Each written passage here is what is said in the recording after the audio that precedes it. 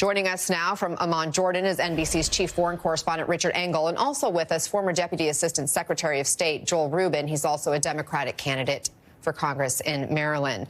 Joel, I want to play what the State Department spokesman Matt Miller said yesterday about the administration's position on a Palestinian state. There is no way to solve their long-term challenges, to provide lasting security, and there is no way to solve the short-term challenges of rebuilding Gaza and establishing governance in Gaza and providing security for Gaza without the establishment of a Palestinian state.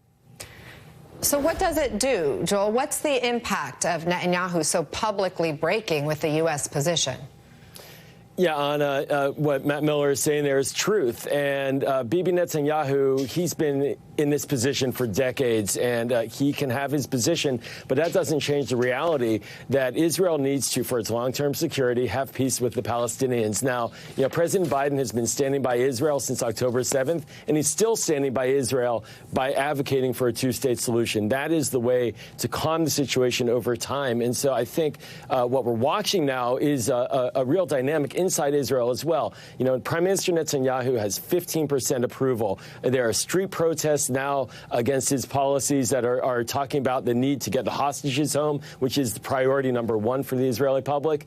And there have also been protests against him for the past year on his judicial moves. So he's really on thin ice at home domestically, and this runs counter to Israel's long-term security, this position that he's advocating. But as Richard pointed out, Netanyahu appears to think he can just say what he wants and what he thinks certain members of his government want to hear and certain constituents there in Israel want to hear, and that it would have really no consequences in terms of how the U.S. deals with Israel. Is that the truth?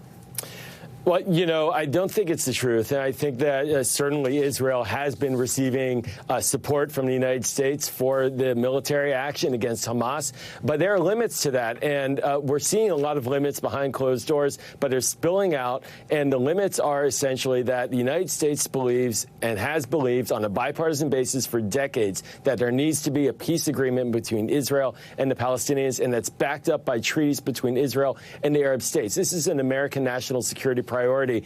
And this thumbing of the nose right now, as we're hearing, this is a real challenge. I agree with that. And I think that we're seeing aid in the Senate now that will have this debate come forward about what does this mean for future aid. And it's going to make it a lot more complicated. Joel Rubin, thank you so much for the insights and your perspective on this.